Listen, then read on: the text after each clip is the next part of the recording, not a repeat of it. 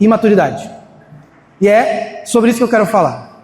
E eu quero te convidar agora a ler comigo e entender o que a Bíblia fala sobre maturidade. Livro de Efésios, no capítulo 4, a partir do versículo 1, nós vamos ler bastante até o 16. Efésios 4, até o versículo 16. Por isso, eu, prisioneiro do Senhor, peço que vocês vivam de maneira digna da vocação a que foram chamados, com toda a humildade e mansidão, com longanimidade, suportando uns aos outros em amor, fazendo tudo para preservar a unidade do Espírito no vínculo da paz. Há somente um corpo e só um Espírito, como também é só uma a esperança pela qual vocês foram chamados. Há só um Senhor, há só uma fé, um só batismo, um só Deus e Pai de todos, o qual é sobre todos e age por meio de todos, e Ele está em todos. E a graça foi concedida a cada um de nós segundo a medida do dom de Cristo. Por isso diz: quando Ele subiu às alturas, levou cativo o cativeiro e concedeu dons aos homens. Ora, o que quer dizer Ele subiu, senão também que havia descido até as regiões inferiores da terra? Aquele que desceu é também o mesmo que subiu acima de todos os céus, para encher todas as coisas. E Ele mesmo concedeu uns para apóstolos, outros para profetas, outros para evangelistas e outros para pastores e mestres. Me perdi. Com vistas ao aperfeiçoamento dos santos, para o desempenho do seu serviço e para a edificação do corpo de Cristo, até que todos cheguemos à unidade da fé e do pleno conhecimento do Filho de Deus, ao estado de uma pessoa madura, à medida da estatura da plenitude de Cristo, para que não mais sejamos como crianças, arrastados pelas ondas e levados de um lado ao outro para qualquer vento de doutrina, pela artimanha das pessoas, pela astúcia com que induzem ao erro, mas seguindo a verdade em amor. Cresçamos em tudo naquele que é a cabeça, Cristo, de quem todo o corpo, bem ajustado e consolidado pelo auxílio de todas as juntas, segundo a justa cooperação de cada parte, efetua o seu próprio crescimento para a edificação de si mesmo em amor.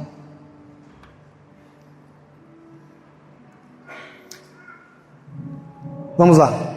O livro de Efésios ele é dividido mais ou menos em duas partes. Os 3 primeiros capítulos e os últimos 3. Paulo tem ênfases diferentes. Não quer dizer que na primeira parte acontece apenas uma coisa, nem que na segunda acontece apenas outra coisa. Mas cada um dos dois tem uma ênfase. Na primeira parte, Paulo ele apresenta o Evangelho. Paulo, no capítulo 1, ele fala de quem é Deus, ele fala quem é o Deus Pai, quem é o Deus Filho e quem é o Deus Espírito Santo. E ele explica ali no capítulo 1 qual a ação de cada um deles na nossa salvação. Ele explica ali Deus, o Pai, Deus, o Filho e Deus Espírito Santo, e vai falando cada um deles. Eu ia falar cada um deles, mas não precisa perder esse tempo, né? Mas, depois disso, ele vai para o capítulo 2. No capítulo 2 ele fala sobre a graça. Ele diz: pela graça vocês são salvos mediante a fé, não é por nenhum mérito, mas é por causa da graça de Jesus Cristo. Ele apresenta a graça, ele diz que existe salvação. Ele apresenta o Evangelho, ele diz: não interessa da onde tu veio, o que tu fez e o que tu é bom em fazer. Nada dessas coisas te leva para o céu. As coisas que te levam para o céu, ou a coisa que te leva para o céu, apenas a graça e a misericórdia do nosso Senhor. É Ele quem escolheu um dia te amar. É Ele quem escolheu um dia, mesmo enquanto tu ainda era um pecador, enquanto eu ainda um pecador, Ele fez uma opção racional de dizer: eu vou me sacrificar. O nome disso, graça, misericórdia, perdão. É Ele quem tem perdão para os nossos pecados. Paulo, mais uma vez, ele explica sobre a graça no capítulo 13, então, Paulo vai falando sobre os gentios e ele diz: vocês que são gentios, eu quero dizer que vocês agora fazem parte de um só corpo. Vocês também são uma só família como nós. Que eram os gentios? Eram aqueles que não eram judeus. Assim como nós, que não somos judeus, fazemos parte desse grupo. E Paulo diz: agora vocês são uma só família. Agora vocês todos são um só corpo. Vocês receberam o Pai, vocês receberam o Filho, vocês receberam o Espírito. Vocês entenderam que sem méritos vocês foram alcançados. Vocês entenderam que vocês foram enxertados nessa família, que não tem a ver com sangue, mas sim com um corpo que Jesus, a partir daquele momento, criou para nós. E ele diz: agora vocês fazem parte dessa família, mesmo que vocês não sejam aquele povo especial de Deus lá de Israel, que veio desde anos e anos, não, mas agora, através da cruz, vocês foram enxertados nessa família. Vocês fazem parte disso. E agora todos vocês são uma só família. Nós cantamos aqui, né, que o véu foi rasgado. E é por causa desse véu rasgado que nós ganhamos esse acesso. Deus e o homem haviam desfeito a sua unidade por causa do pecado. Por causa do pecado nós fomos separados. Deus cria o homem e o pecado nos afasta, nos separa de Deus. E no momento em que o homem peca, Deus cria um plano. E ele estabelece ali em Gênesis que viria um que esmagaria a cabeça da serpente, ou seja, apresentamos um problema para Deus, ele já tinha história escrita de um plano de salvação e redenção para todos nós. E é desse plano que Paulo está falando. Ele está dizendo que os nossos méritos não nos levam a lugar nenhum.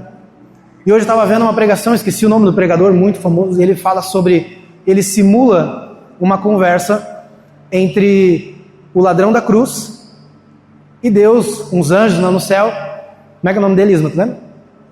Ele é famoso, não é brasileiro. Josh, vamos chamar de Josh. E ele vai fazendo ali uma simulação dessa conversa. Ele brinca assim, que o ladrão da cruz, ele chega lá no céu e as pessoas perguntam para ele: tudo bem, bem-vindo, quem é tu? E ele diz: eu sou fulano e tal. Como é que tu chegou? Não sei, eu estava do lado de um cara na cruz lá e de repente acordei aqui. Ele vai fazendo toda essa história e no final pergunta para ele mais ou menos assim: tá, mas o que tu fez para estar aqui? Ele disse: nada. Foi o homem da cruz do meio que me disse que eu podia entrar. E é isso que Paulo está explicando. Tinha um ladrão e ele pergunta: tu conhece sobre a doutrina da salvação? Não. Sabe como é que vocês são salvos? Não conheço. Tu sabe como é que Deus faz isso, aquilo, aquele outro? Não sei. Olha só essa teologia aqui, tu entende isso? Não faço a menor ideia do que eu estou fazendo aqui. Eu estava lá e de repente ele disse que hoje mesmo estaria comigo no paraíso, ele me deu essa entrada. Eu não sei o que eu fiz para estar aqui.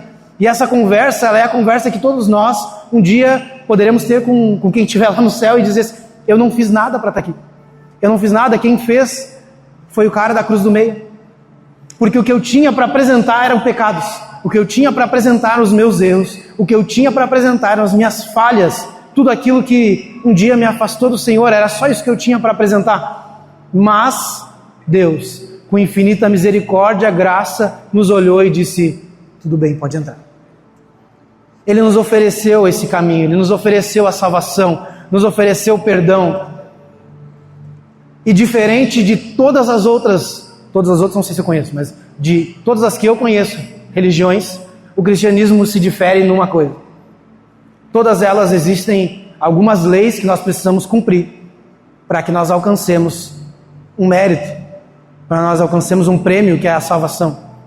A gente vê em outras religiões: se tu viver assim, se tu cumprir isso, se tu te entregar, se tu morrer por causa do nome do teu Deus, um dia tu vai ser recebido de tal forma lá no céu.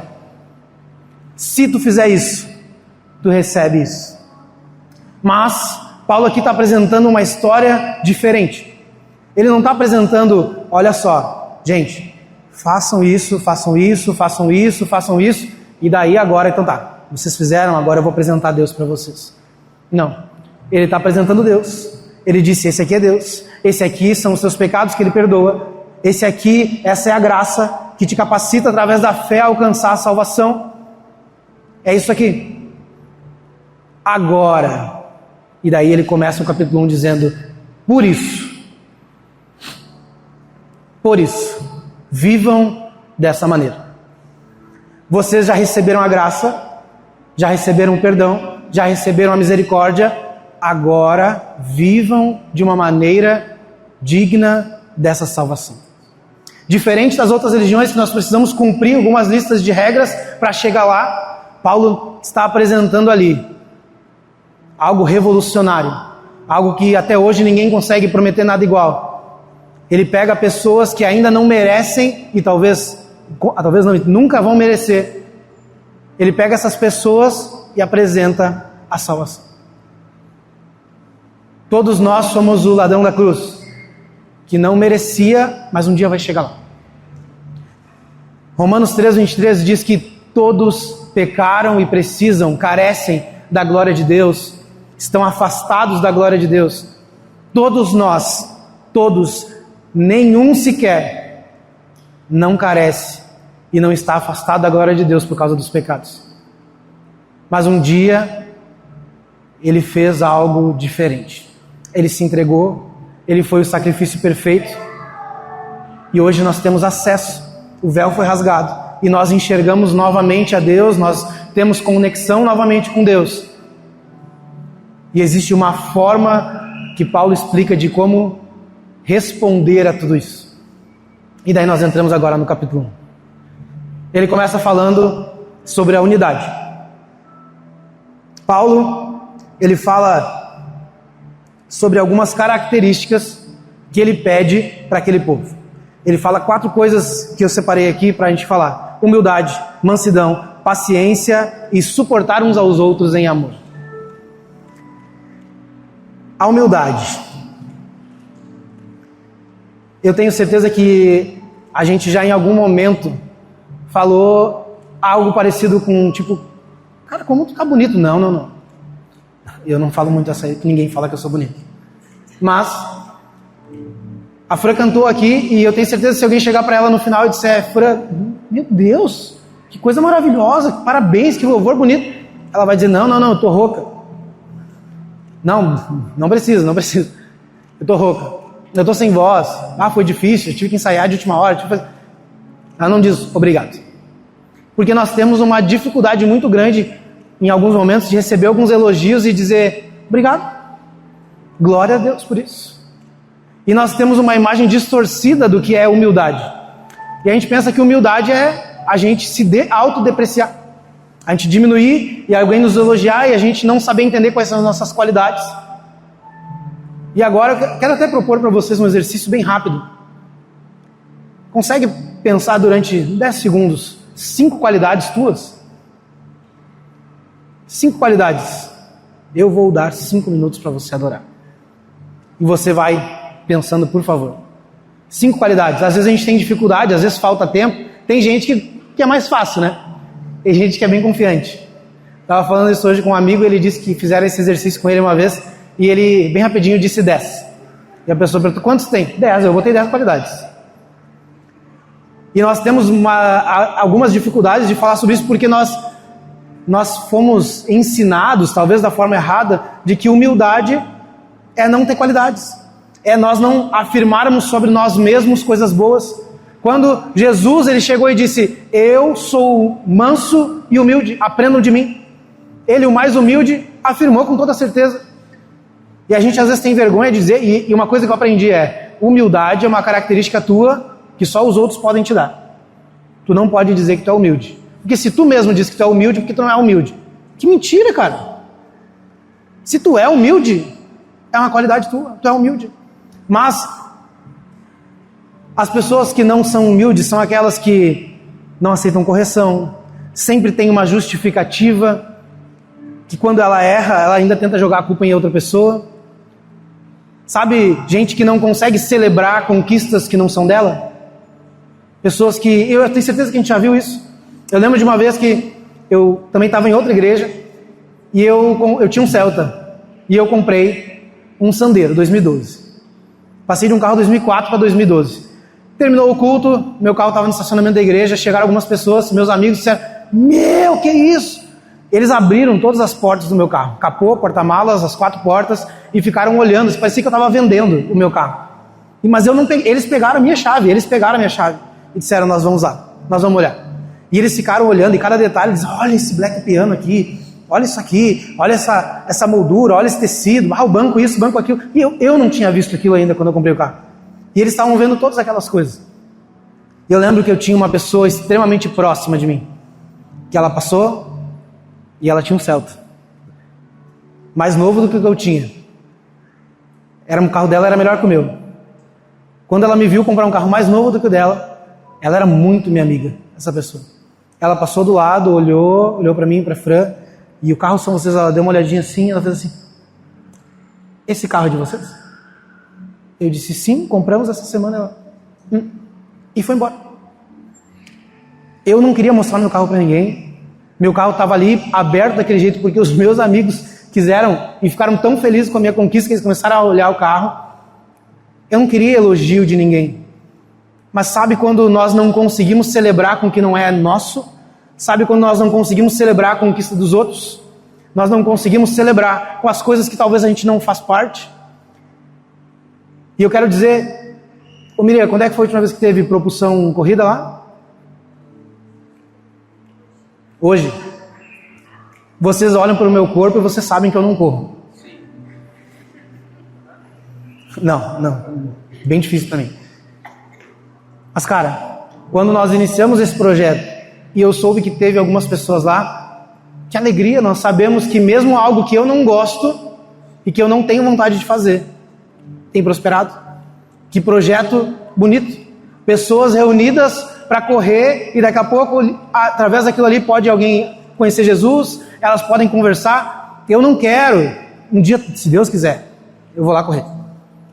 Mas, como é importante nós aprendermos a celebrar, mesmo com aquilo que talvez não faça muita diferença para mim, mas nós celebrarmos as coisas. Quando nós somos humildes, nós celebramos qualquer conquista, nós valorizamos qualquer vitória, qualquer melhoria. Nós não somos aquela pessoa que tu mostra o carro e o cara diz: mas esse carro aqui também é calota, né? Não é roda. Se fosse roda era melhor. Cara, celebrar as conquistas. Próximo ponto é mansidão. E mansidão, a gente tem um grande problema de achar que o cara manso é aquele cara que é meio otário, sabe? Que é aquele cara meio bobalhão que todo mundo faz o que quiser, a gente pisa em cima dele e tudo que nós dissermos ele vai fazer. Dizer assim: cara, ó, quinta-feira nós estamos indo pra tua casa, tu vai pagar o churrasco e nós vamos sair de lá às 5 horas da manhã e tu acorda às 6 para trabalhar. E o cara dizer: tá, tudo bem. Vou lá comprar, que carne vocês querem? Nós temos essa imagem que o cara manso é esse cara que aceita qualquer coisa. Mas mansidão, ele é diferente de um cara que é uma ameba, sabe? Não é isso. Manso é aquele cara que não perde a paciência fácil. Manso é aquele cara que não explode com coisas pequenas, que não cria clima pesado em qualquer ambiente. Preciso ser mais manso. Sempre criando clima pesado. Longânimo. Vou começar a correr. Longânimo é aquele cara que tem paciência. Sabe aquela pessoa que é pacienciosa, que demora em se irar? Que ela não tem tanta raiva assim no coração? Eu, na primeira sinaleira que o cara parou no amarelo, eu tô com ódio. Eu gostaria muito de ser rico para bater na traseira do cara lá e dizer: eu pago. Não. Preciso ser mais longânimo. Longo ânimo. Paciente. Nós precisamos ser. O cara que não é longânimo é aquele cara que desiste fácil, sabe? Desiste de qualquer coisa. Sabe aquela pessoa que já teve 1000 empregos na vida? E todos era uma revolução. Eu tenho um primo que eu não sei quantas vezes ele já teve um emprego diferente, que ele disse que era a resolução de tudo. A partir de agora, ele já foi... nem sei, não lembro mais. Mas eu acho que já foram uns 20 que ele disse, ele foi para São Paulo, ele se preparou e disse: não, agora vai. Mas ele nunca termina nada. Não tem longo ânimo, não consegue. E quem não consegue viver dessa forma, se estressa fácil, se irrita fácil. Qualquer um do teu lado já está com vontade de dar uma voadeira no cara. O último ponto é que Paulo fala sobre suportar os outros em amor. Se ele fala isso é porque em algum momento se tornaria insuportável viver ao meu lado. E seria insuportável viver ao teu lado. Se nós devemos nos suportar uns aos outros em amor, eu tenho a certeza que em vários momentos é insuportável estar perto de mim. Eu tenho certeza que em vários momentos é insuportável estar ao teu lado. Cansado, com fome, triste, brabo. Cada um tem as suas coisas que deixa insuportável.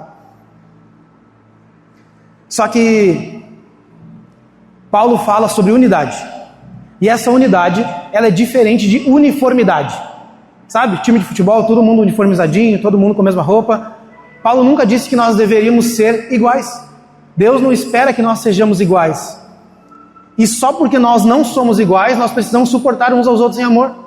Hoje eu estava falando com o pessoal da hospitalidade e eu disse, cara, seria muito legal se todo mundo fosse igual ao José e quando as pessoas entrassem, começassem a meter um break assim e dizer bem-vindo, visitante, seja bem-vindo, e começar um break. E o Zé faria, tenho certeza. Não estou vendo ele agora, mas eu tenho certeza que ele faria. Tá lá. Não? E daí, ao mesmo tempo, eu olhei para todo mundo e disse, mas sabe por que as pessoas não são iguais? É porque se todo mundo dançasse um break, o Zé perderia a graça. Se todo mundo fosse entregue como ele é, o Zé perderia a graça. Mas ele é legal justamente porque ele é único. E nós somos únicos. Nós temos o nosso jeito de pensar, nós temos o nosso jeito de ver o mundo, nós temos o nosso jeito de olhar para alguma coisa e dizer, isso tem que ser organizado assim. Isso tem que ser organizado assim. E sabe por que às vezes se torna insuportável viver ao nosso lado? Porque quando alguém organiza diferente do que a gente organizaria, a gente diz que está errado. A gente vai lá e diz, olha o que fizeram aqui. Olha essa droga. O cara passou 5 horas organizando. Ele só está fazendo diferente do que tu faria. Paulo disse que nós precisaríamos suportar uns aos outros em amor, porque em alguns momentos seria insuportável nossos debates de ideias, nossas opiniões diferentes, a forma como a pessoa vive a vida. Cada um tem a sua forma, cada um é único por isso. E suportar uns aos outros em amor é justamente discordar sem brigar. É entender que nós pensamos diferente, sem levar isso para um contexto de briga, sem deixar de se falar só porque o cara pensa um pouquinho diferente de mim. E Paulo dá todas essas informações. Ele está falando sobre nós vivermos em unidade, sobre nós sermos um só. E qual era o plano de Deus? Deus, ele criou um corpo, um organismo vivo chamado igreja. Ele criou essa estrutura aqui, mas também ele criou uma igreja que é a igreja universal de Deus, não a do reino de Deus. A igreja universal onde todos nós fazemos parte, a noiva de Jesus. A noiva viva do Senhor, aquela que aguarda ansiosamente pela sua volta, e nós somos um corpo espalhados pelo mundo. Temos batistas, assembleianos, presbiterianos, pentecostal, reformado, tem de tudo. Nós somos um corpo. E lá no começo Paulo diz, eu quero que vocês preservem a unidade do Espírito. Não somos nós quem criamos a unidade. Quem cria a unidade foi Deus, foi o Espírito Santo. Ele já criou um corpo, um organismo vivo chamado igreja. E qual é a nossa missão? Preservar no vínculo da paz essa unidade. Essa unidade já está posta. Cabe a nós preservarmos sendo humildes, mansidão, pacientes, suportando uns aos outros em amor.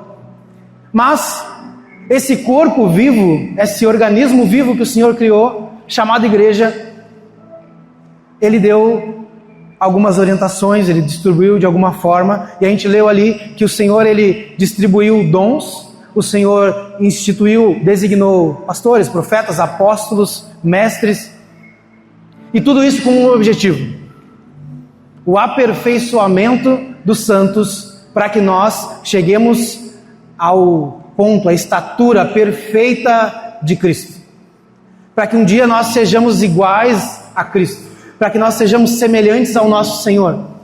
Esse é o objetivo. Deus, ele é um ser coletivo. Deus Pai, Deus Filho, Deus Espírito Santo. Ele nos fez para sermos coletivos. Ele nos fez para caminharmos em comunidade. Eu não sou a igreja, nós sim somos a igreja. Por isso que eu creio que é impossível dizer que eu sou a igreja, então eu não vou à igreja. Nós juntos, esse corpo, essa comunidade se chama a igreja do Senhor. E é isso que Deus criou. Foi esse o plano que Deus fez. Ele disse, humildes, pacientes, pessoas com mansidão, que se suportem uns aos outros. Vocês todos juntos são a família de Deus. Vocês todos juntos são a noiva do Senhor. E um dia ele pretende voltar para buscar a sua noiva, e nós queremos estar, eu creio que eu quero estar ansiosamente esperando por esse dia.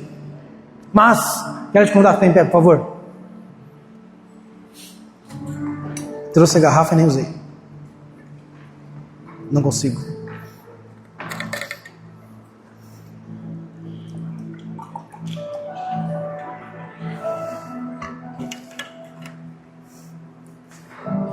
Meus amigos, esse corpo, ele tem um objetivo. E nós lemos ali no texto que o objetivo dessa unidade, o objetivo de nós sermos um, de sermos semelhantes ao Pai, tinha uma preocupação de Paulo, para que nós fôssemos maduros iguais a Jesus. E ele fala sobre nós não sermos como crianças. Já percebeu como criança é fácil de enganar? Estava falando hoje com o Jonas e a Amanda, e eu falei, vocês já enganaram ele? E ela disse, várias vezes, né? Tipo, cadê o Benício? Cadê a Amanda, o Jonas? Tá lá. Tá dormindo? Comendo. Não, e tu vai enganando, sabe quando tu diz pra criança? Eu vi um vídeo essa semana e a mãe chega com um prato de carne pro filho, e o filho diz, não mãe, eu não quero carne, eu não gosto. E ela disse assim, não filho, isso aqui é frango preto. E ele olhou e disse, mas experimenta, é frango, tu gosta de frango, né? Ela disse, não, eu gosto de frango. Ele experimentou e é muito legal a carinha dele que ele olha e fala, é bom mãe. E ele come tudo, depois ela disse, quer um pouquinho mais? Quero, ela serviu mais. Era uma carne de panela que me deu fome, inclusive, quando eu vi. E ele não queria, porque ele gosta de frango só. Sabe como criança é fácil de enganar? Criança, tu pega e diz pra ela, olha só, vamos fazer o seguinte, tu vai correndo até a porta e volta correndo, que depois vai ver um negócio. Quando tu fala, vai até a porta, ele já tá indo lá. Ele só quer correr. Criança é muito fácil de enganar, sabe? A gente diz, a do Benício ali, que fugiu da minha cabeça que eu tenho TDAH, agora eu lembrei. Que é o bandido de criança, né? Que é pra ele não sair de perto, diz, esse aqui é bandido de criança, vai te pegar. E essa semana, chegou uma pessoa de moto, de capacete, ele saiu gritando, mãe, bandido de criança.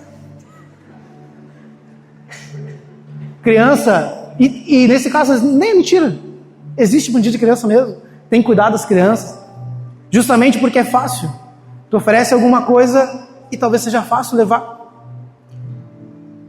Tu oferece uma bala, um pirulito, alguma coisa. Vocês já viram um vídeo que foi feito um estudo, faz anos, é bem velho o vídeo. Que eles chegam no pai, numa praça, e dizem assim, posso tentar levar o teu filho? Um experimento, ele diz, claro que pode, meu filho não vem. Eu já ensinei ele, e não eram crianças de 1 ano e meio, 2, de 4, 5 anos. E ele chega com um cachorrinho. Ele vem com um cachorrinho bonitinho, deixa a criança fazer carinho. Daí diz, vamos lá, ele chama, tipo, vamos lá que eu tenho, vamos dar comida para ele, dá a mão para a criança e leva embora. Crianças que foram instruídas, que foram ensinadas, que os pais tinham a convicção de que jamais ia acontecer isso. Mas é porque criança não entendeu ainda a maldade do mundo. Criança ainda não sabe que existem pessoas mal intencionadas, que estão loucas para tentar acabar com elas. E agora eu quero te fazer uma pergunta. Tu já percebeu quantas pessoas mal intencionadas existem querendo te ensinar um evangelho diferente? Quantas pessoas mal intencionadas tentando desvirtuar o que a Bíblia diz? A gente abre o Instagram, o primeiro vídeo, tem um cara ali falando provérbios, as riquezas de provérbios. E provérbios tem isso? Tem. É bonito. Já fiz também, ler provérbios em 31 dias, cada dia um provérbio. Já fiz. Tem alguns ensinamentos maravilhosos? Tem. Mas sabe qual é o problema? Pessoas que não fazem ideia de quem seja Jesus, falando sobre a Bíblia, trazendo ensinamentos sobre a Bíblia, tentando te fazer entender, tentando te fazer ir por um caminho ou outro, tentando nos levar, igual o cara com o cachorrinho foi levado.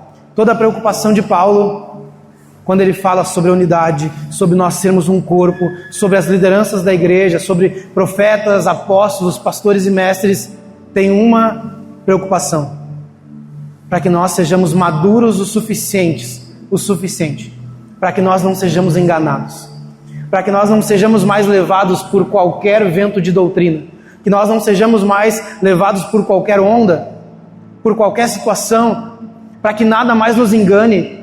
E é por isso que existe um corpo, para que nós juntos, um ao outro, nós possamos crescer juntos. Paulo, ele fala dos cargos, e ele não está falando de cargos ali apenas do pastor, do mestre, ele está falando de crescimento. Sabe qual é o maior sucesso que um pastor, um líder pode ter? Não é quando tem pessoas impressionadas no seu culto, não é quando o culto está cheio de gente impressionada com louvor, com a luz.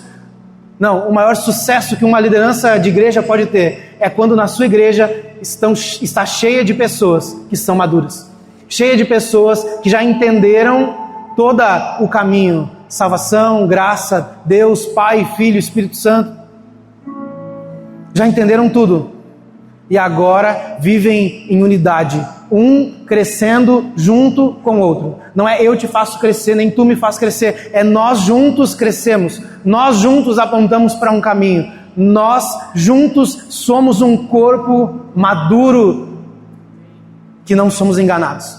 O Senhor procura uma igreja que não quer ser enganada. O Senhor procura uma igreja firmada na sua palavra. O Senhor procura pessoas que não querem mais ser como crianças que a qualquer momento são levadas por qualquer novidade.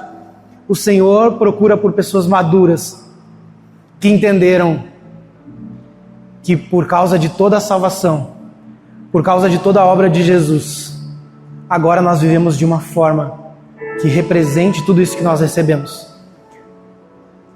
Sabe para que serve a lei? 613 mandamentos que existe na lei mosaica, simplesmente para que nós consigamos ver, eu não consigo cumprir. Está ali, tem um monte de lei, eu não consigo. Porque se dependesse do que eu consigo ou não consigo, eu seria o ladrão do outro lado. Mas tem a ver com ele e não comigo. O Senhor hoje quer salvar pessoas. O nosso Senhor hoje quer estender esse convite que Paulo fez à igreja de Éfeso a qualquer um que esteja aqui hoje. O Senhor tem graça, amor, misericórdia para um corpo, um organismo vivo que está louco para crescer junto, para dizer nós somos maduros e nós somos parecidos com Jesus. Nós somos semelhantes a Jesus. E eu quero orar agora. O pessoal vai cantar.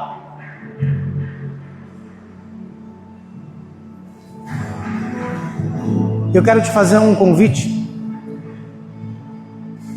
Talvez tu não conhecia ainda toda essa história da graça.